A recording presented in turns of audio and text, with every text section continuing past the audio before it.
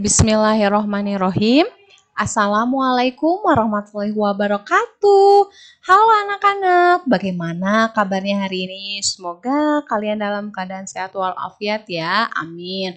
Anak-anak, untuk hari ini kita belajar tema 3, subtema 2, pembelajaran 4 dan 5. Ibu harapkan kalian tetap semangat untuk menjalani pembelajaran hari ini. Nah, tujuan pembelajaran hari ini yaitu 1. Siswa mampu mengetahui penanganan hewan liar. 2. Siswa mampu mengetahui karakteristik hewan berdasarkan habitat hewan tersebut. Perburuan hewan liar akan membawa dampak yang tidak baik. Dampak tersebut bisa menyebabkan hewan punah dan kerusakan lingkungan. Nah, anak-anak, hari ini kita akan belajar tentang bagaimana penanganan untuk hewan liar, ya anak-anak ya. Nah, Ibu ada sebuah teks ya, judulnya Harimau Masuk Desa Warga Cemas. Nah, Ibu akan bacakan ya anak-anak ya. Kalian juga sambil baca bisa lewat layar yang kalian tonton atau di buku tema halaman 70 ya anak-anak ya. Beberapa minggu belakangan ini warga desa Badung hidup dalam kecemasan.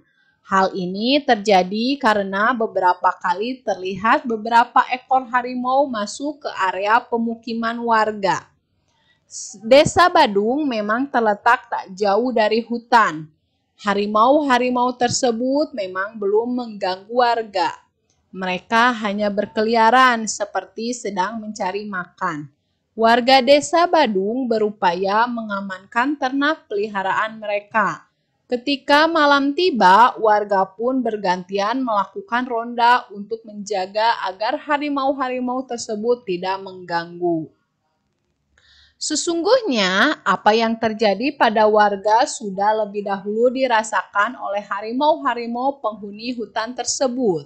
Warga memang sering masuk ke hutan dan melakukan penebangan hutan untuk memperluas ladang kopi mereka.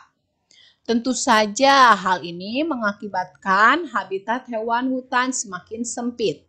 Hak hidup hewan yang menjadi penghuni hutan terganggu. Pohon-pohon yang menjadi sumber makanan hewan-hewan kecil dirusak. Akibatnya, hewan-hewan kecil tersebut mencari makan di tempat lain. Nah, hewan besar seperti harimau yang memangsa hewan kecil pun kehilangan haknya untuk mencari makan di habitatnya sendiri. Naluri untuk meneruskan kehidupanlah yang membuat harimau-harimau tersebut kemudian mencari makan di tempat lain. Itulah sebabnya harimau pun masuk ke desa Badung. Jika demikian, apakah harimau yang mengganggu hak hidup warga desa Badung atau justru warga desa Badung yang mengganggu hak hidup harimau di hutan? Manusia dikaruniai akal, budi pekerti, dan kebijaksanaan. Sudah seharusnya manusialah yang memahami kewajibannya untuk menjaga hak hidup makhluk lain di sekitarnya, termasuk harimau. Nah, anak-anak, sebenarnya pada teks harimau masuk desa warga cemas ini, harimau masuk desa itu dikarenakan habitat atau tempat tinggal dia sudah semakin sempit. Karena ulah manusia yang rakus ingin memperluas lahan kopi. Ya anak-anak ya. Nah, kita sebagai manusia itu harus juga peduli terhadap lingkungan ya anak-anak ya. Kita harus berpikir panjang. Jangan karena kita ingin mengambil keuntungan yang banyak, kita jadi merugikan sesama makhluk hidup. Kalau di sini merugikan harimau ya anak-anak ya. Nah, mulai sekarang, mulai di lingkungan kita harus membiasakan diri untuk saling toleransi ya anak-anak ya. Saling menyayangi sesama makhluk hidup. Jadi kita harus berpikir dulu sebelum melakukan tindakan-tindakan terhadap lingkungan di sekitar kita ya anak-anak ya. Nah, di sini Ada bulu domba nih anak-anak ya. Nah, ada yang dijadikan pakaian, ada yang diburu, ada yang menjadi kegiatan upacara adat. Setujukah kamu dengan alasan tersebut? Nah, setuju enggak kalau misalnya hewan itu dijadikan pakaian? Nah, tidak setuju karena membuat pakaian dari kulit hewan mengganggu kelestarian hewan. Kalau memang ingin digunakan berarti harus ada perkembangbiakan. Jadi kita harus memelihara hewan tersebut. Jangan hanya kita diambil tetapi kita tidak memperkembangbiakan. Nanti lama-kelamaan akan habis ya anak-anak ya. Pemburu tidak setuju karena memburu dapat mengakibatkan hewan punah. Nah, dijadikan sebagai kegiatan upacara tidak setuju karena memanfaatkan bulu hewan dapat mengancam kelestarian hewan. Dampak bagi lingkungan. Dampak bagi lingkungan mengakibatkan banyak perburuan liar. Kalau pemburu itu banyak hewan mati dan mengganggu keseimbangan alam ya. Pasti anak-anak seperti misalnya hewan jadi masuk desa ya, itu akibat dari pemburuan. Banyak hewan mati karena dimanfaatkan bagian tubuhnya.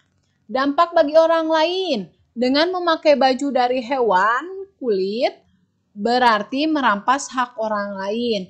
Dengan memburu hewan merampas hak orang lain. Dengan menggunakan bulu pada upacara adat melanggar hak orang lain. Lalu pertanyaan selanjutnya, apakah perbuatan dalam gambar tersebut, nah gambarnya bisa dilihat halaman 71 ya anak-anak ya, melanggar hak orang lain, mengapa? Ya, karena orang lain juga berhak menikmati keragaman hewan. Terus kalau pemburu, apakah melanggar hak orang lain? Ya, karena orang lain juga berhak merasakan keseimbangan alam. Terus dipakai upacara adat, ya karena warga lain juga berhak mendapatkan keindahan dari burung tersebut. Jadi apapun kegiatan kita harus lihat resikonya, dampaknya ya anak-anak ya. Jangan sembarangan kita mengambil tindakan. Nah, amati gambar hewan berikut. Apa yang kamu ketahui tentang karakteristik tempat hewan-hewan tersebut? Nih, di sini ada ayam, ada itik, ada kucing, ada ikan. Coba karakteristik tempat tinggalnya di mana ya? Habitatnya di mana ya anak-anak ya? Ya, ada yang di darat, ada yang di air. Mana yang di darat? Mana yang di air? Ayo kita lihat ya. Nah, karakteristik tempat hidup. Ayam merupakan hewan yang hidup di darat. Bebek merupakan hewan yang hidup di air. Kucing merupakan hewan yang hidup di darat. Ikan merupakan hewan yang hidup di air. Jadi setiap hewan memiliki karakteristik tempat hidup masing-masing ya anak-anak ya. Nah, ciri khusus ayam, itik, kucing, dan ikan. Khusus di sini itu berdasarkan tempat hidupnya ya. Nah, seperti nomor 1 ayam. Memiliki ciri khusus paruh panjang dan runcing. Digunakan untuk mengambil makanan. Terus memiliki cakar panjang berfungsi untuk mengais makanan dalam tanah. 3. Memiliki bulu yang berfungsi untuk melindungi dari hawa dingin. Nah, ini ciri ayam berdasarkan tempat tinggalnya ya. Nah, sekarang yang kedua, bebek. Paruh bebek berbentuk sudu untuk memudahkan bebek dalam mencari makanan di lumpur. Karena tadi berdasarkan habitatnya anak-anak ya. Bebek memiliki leher yang panjang, berfungsi memudahkan bebek dalam mengais makanan di air. Kaki berselaput untuk memudahkan bebek dalam berenang dan berjalan di atas lumpur. Bulu berlapis lilin sehingga bulu bebek tidak basah saat berenang ya anak-anak ya. Nah, di sini ada kucing. Memiliki mata yang tajam berfungsi untuk mencari mangsa pada malam hari. Memiliki misai yang berfungsi untuk menentukan arah saat berjalan di ruangan yang gelap. Memiliki bantalan halus di telapak kakinya berfungsi untuk memperkecil suara langkah kakinya dalam berjalan. Alat keseimbangan pada telinga berfungsi untuk mengatur keseimbangan pendengaran. Nah, yang terakhir, yang keempat itu ada ikan. Ikan memiliki sirip yang berfungsi untuk berenang di dalam air. Ikan memiliki insang yang dapat digunakan untuk bernafas di dalam air. Ikan memiliki sisik dan lendir yang berfungsi untuk mengurangi gesekan saat bergerak di dalam air. Jadi itu ya anak-anak ya, setiap hewan memiliki ciri khusus sesuai dengan habitatnya. Jadi habitat hewan mempengaruhi ciri khusus yang dimiliki hewan tersebut. Tuhan menciptakan hewan dengan bentuk dan jenis yang berbeda-beda. Setiap jenis hewan memiliki tempat hidup dengan karakteristik masing-masing. Tempat hidup tergantung kepada ciri-ciri khusus yang dimiliki hewan tersebut. Ciri-ciri khusus hewan mempunyai hubungan yang erat dengan karakteristik tempat hidupnya. Ya, seperti tadi, bebek itu kakinya berselaput karena dia tinggal di sungai ya, di air ya. Jadi supaya memudahkan ketika dia berjalan di air. Nah, ini ada cecak ya anak-anak ya. Nah, cecak karena dia sehari-hari itu menempel di tembok, maka dia mempunyai ciri apa anak-anak ya? Nah, ini nih, perekat pada telapak kakinya sehingga dapat merayap di dinding ya anak-anak ya. Terus memiliki lidah yang panjang dan lengket sehingga dapat menangkap serangga. Nah, ketika ada lawannya atau ada musuhnya, cicak dapat memutuskan ekornya untuk melindungi dirinya. Ya, anak-anak ya. Nah, ini ciri khusus cicak berdasarkan tempat tinggalnya. Lanjut, ini ada hewan apa anak-anak? Ya, ini ada kelelawar ya anak-anak ya. Kelelawar mengeluarkan suara dengan frekuensi yang tinggi.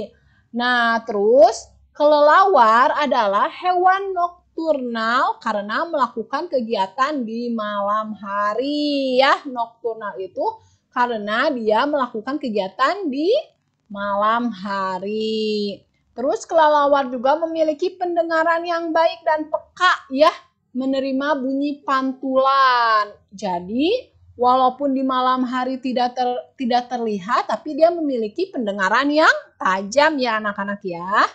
Lanjut, bunglon. Nah, ciri khusus bunglon itu apa sih anak-anak? Bunglon dapat mengubah warna kulitnya sesuai dengan warna benda yang ada di sekitarnya. Misalnya ketika berada di atas daun yang berwarna hijau, maka warnanya bisa berubah menjadi hijau. Ketika berada di batang pohon yang berwarna coklat, maka warnanya bisa berubah menjadi coklat. Bunglon mengubah warna kulitnya untuk melindungi diri ya. Jadi supaya musuh itu merasa tidak ada bunglon ya anak-anak ya. Karena bunglon bisa menyesuaikan dengan tempat dia hidup ya, tempat dia menetap di situ ya. Misal di daun berarti warna hijau. Jadi musuh melihatnya daun saja, tidak ada bunglonnya. Nah, alhamdulillah ya anak-anak ya, pembelajaran hari ini telah selesai. Terima kasih kepada anak-anak semua yang telah memperhatikan video ini. Mohon maaf apabila ada kesalahan. Billahi taufiq wal hidayah. Wassalamualaikum warahmatullahi wabarakatuh.